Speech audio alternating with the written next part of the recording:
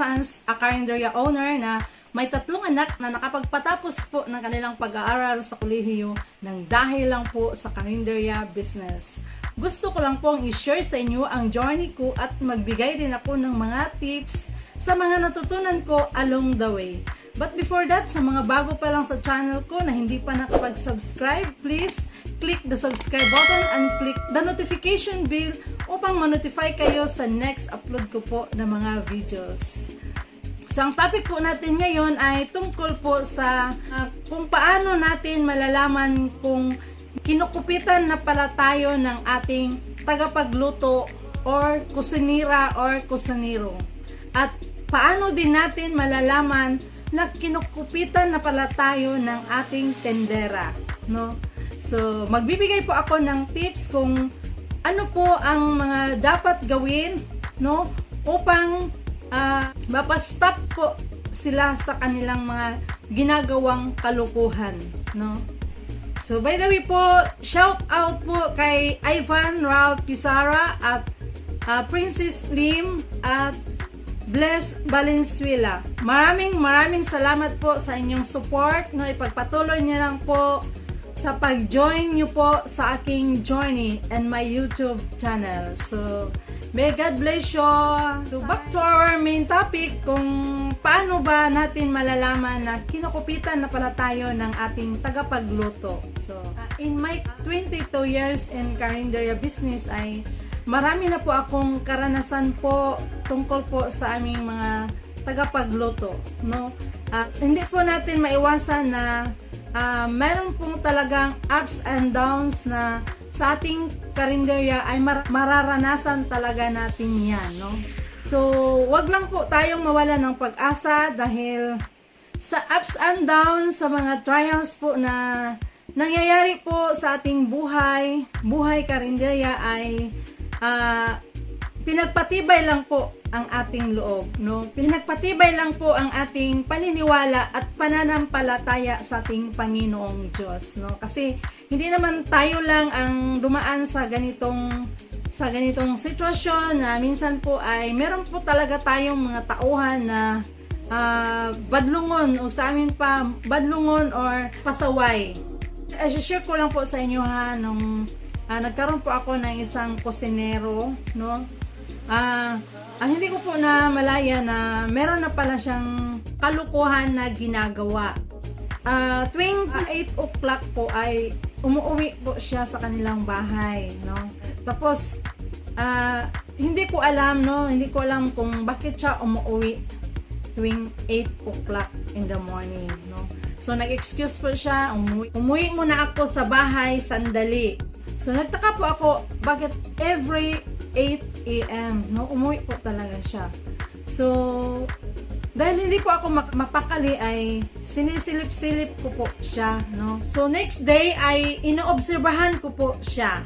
Pagdating ng 8 a.m. ay sinisilip-silip ko po siya, no, kung ano ang gagawin niya habang papalapit na ang 8 o'clock. So ayan po, nalalaman ko po na meron pala siyang piniprito na karne, no. Minsan ay pork chop, then minsan po ay chicken liver or minsan po ay chicken, no. So yan po, piniprito niya po at saka ipinasok niya sa cellophane. Then yung pantalon niya po ay may bulsa ba sa gilid, yung pantalon na cargo pants, no. So yan po ang nangyari, pinasok po niya sa kanyang cargo pants. So yan po ang nakita ko sa kanya, no. Kaya pala lagi siyang umuwi tuwing 8 a.m. So nung nalaman ko po ay sinita ko po siya, no. Saan mo ba dalhin ang niluluto mo na manok? Sabi niya sa kanyang anak na iniwan niya. So nagtaka po ako, iba kasi kung ganun po ay parang masasabi natin na ninanakaw niya po ang ulam. So masasabi natin, no, kasi hindi po kasi tama na ganun po ang kanyang gagawin po sa ating karinderya. So everyday meron pong mawawala sa iyo na 3 slice, no, everyday, maliban sa kanyang sahod. may kinukuha pa siya na karne. So, malaking lugi po sa isang karinderya owner kung ganun po talaga ang gagawin po ng ating mga tagapagluto. Dahil po doon ay pinaalis ko po siya, no? Bakit naman po hindi siya humihingi, no? Iba kasi ang humihingi or nagtatago lang ng pagkain at iniuwi sa bahay. So, hindi naman tayo madamot, sana lang man ay humingi na lang po siya. Kung pagpatuloy po ang ganyang gawain ay parang itinotolerate po natin ang isang tao na gumawa po ng mali, no? Which is mali sa mata ng Panginoon, no?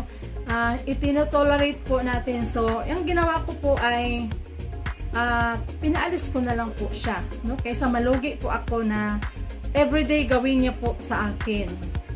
So, mula noon ay binibilang ko na talaga ang mga karne na ipinaluluto ko, like chicken adobo. Kasi yung mga buo-buo, binibilang ko na talaga yung itlog, kung ilan ang paluluto ko. Then, pagkatapos po na lutuin, pagdating po sa displayhan ay binibilang ko ulit para malaman ko kung tama pa rin ba ang bilang, no? Dahil po, tayong mga karinderya owner ay busy, maliban lang po kung may-ari ang tagapagluto. Pero kung katulad ko na nag-hire ng isang tagapagluto ay ito po ang tip ko sa iyo. Ang tip ko lang po sa inyo, no, i-count nyo po ang manok na pinaluluto nyo, no. Halimbawa, pagdating ng yung tagapamalingki ay ika-count nyo kung ilan po ang manok na ipaluluto nyo. Then, ilan po ang itlog na pinaluluto nyo at ilang isda. So, yung mga slices naman po ay meron din akong nahuli na kumuha po ng mga like afritada, no? Hindi ko naman po sinasadya na nahulihin. Siguro coincidence talaga na malalaman ko na meron pala siyang tinatago sa kanyang bag, no? Kasi yung bag niya ay doon po nakalagay sa switch ng aming ilaw. So, switch off ko na ang aming ilaw doon po sa kusina ng aming karinderya ay naramdaman ko ba na mayroong mainit sa kanyang bag.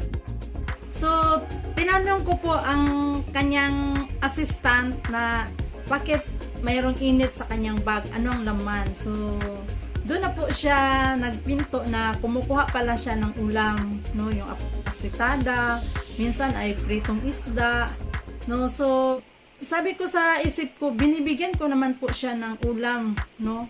Kasi tuwing umuwi sila, umaalis na sila sa karinderya, tapos silang magluto ay pinapadalhan ko po sila ng ulam, no. Ulam para sa kanilang pananghalian. Pero nagtanong po ako bakit ganun po na nangunguha pa rin sila, no? So, malaking lugi po kapag ganun po palagi ang mangyayari sa ating mga tagapagluto, no? Kasi may kapital kasi yan ang ating mga itinitinda, no? Hindi naman po masama kung humihingi po, pero yan, gaya ng sinabi ko ay parang itinotolerate natin sila ba na magnakaw or magdala ng mga pagkain na hindi naman nagpaalam, no? So, yan po ang tip ko lang na sanay tayong mga karinderya owner ay mapagmasid po talaga tayo sa ating mga tauhan. Huwag natin silang pabayaan or huwag natin silang pabayaan na ganun po ang kanilang gagawin, no? Kasi tayo naman tayong mga karinderya owner ang malulugi, no? Sinasahura naman po natin sila. Binibigyan ko naman sila ng ulam tuwing umaalis sila. So, ano pa ba? Bakit pa ba mangunguha, no? Then, sa akin naman pong tendera ay paano po natin malalaman na nangungupit po. Ito po ang ginagawa ko, no? I-share ko lang po sa inyo, no? Kunwari, maglagay tayo ng pain, no? Like, nag-iwan po ako ng 300 pesos po doon sa may baso, no? So, doon ko po iniwan ng gabing iyon. So, kinabukasan po ay nakita ng aking tendera at sinuli naman po. So, ganun po ang ginawa ko sa aking tendera. Kaya nga po ako ang nagtiwala po sa kanya dahil sa ganun pong ugali na ginawa niya. Pero hindi naman po 100% po akong nagtitiwala. Basta may tiwala lang po ako. Kasi mahirap naman na ibigay natin lahat ang ating tiwala sa ating tendera. Baka nagising lang tayo ng umaga, ubos na pala ang kita natin. Dahil sa 22 years na po ako bilang isang karinderya owner ay marami na po akong tendera na dumaan po sa akin. So, i-share ko lang po sa inyo kung paano ko po ito nahuhuli. Nung inutusan ko po ang aking tendera ay pinadalan ko po siya ng 100 pesos kasi doon lang man sa tabi ko inutos. Pag alis niya po ay kinuha ko ang binta. Binilang ko kung magkano ang iniwan ko sa aming lagayan po ng pera. So nung bumalik na po siya ay binalik niya po ang sukli ng aking inutos, no? So pumasok po siya sa CR at dali-dali ko pong binilang ang kanyang sukli kung magkano. Kulang po ng 30 pesos po ang sukli na nilagay niya po sa lalagyan ng pera. Doon ko po nalalaman na nangungupit pala ang isa kong tindera, no? So, ganun po. Tinetest ko talaga kung gaano sila ka-honest sa kanilang pagtatrabaho. So, meron naman pong isa na nagtaka talaga ako na bakit ganito lang ang binta ko, no? Tayong mga karinderya owner ay malalaman natin kung magkano ba ang kita natin sa buong araw. Then magtaka po tayo kung bakit malaki ang nawala, no? So, mula noon po ay nagmamasid na po ako. So, nakita ko talaga na tumalikod po siya doon sa aking counter at parang may pinasok po dito sa kanyang tiyan. So, doon ko po nalalaman na kaya pala na kunti lang ang binta ko. Ubos naman ang ulam ko, ngunit kunti lang ang binta ko. So, doon ko po nakita na nangungupit po siya. So, kitang-kita ko talaga kung ano ang kanyang ginagawa, no? So, yan po. Tip ko lang po na sana'y tayong mga karinderya owner na mapagmasid po tayo, observant. Kasi tayo ang malulugi. Tayo ang mawawalan kung patuloy nating ito-tolerate ang mga ganong gawain, no? Kasi hindi po biro ang pagninegosyo, maraming bayarin, no? So, kung mawawala sa iyo ang 100 pesos per day, malaki yan sa isang buwan ay 3,000. So, 3,000 po ang kinupit ng ating mga tauhan, no? So, malaking bahagi po yun para sa atin. So, dapat po ay mamili po tayo ng mga worker na mapagkakatiwalaan po natin, no? Tayo lang naman ang makaditik niyan kasi po tayo lang po ang lagi nilang kasama, no? So, yan po. So, yan lang po sa araw na ito at sana'y may natutunan kayo sa video kong ito, and please don't forget to click the subscribe button and click the notification bell upang ma-notify kayo sa next upload ko po na mga videos. Tandaan, sa negosyo ay kailangan ang sipag at tiyaga at dasal at may pananalig sa puong may kapal. Thank you for watching. See you on my next vlog.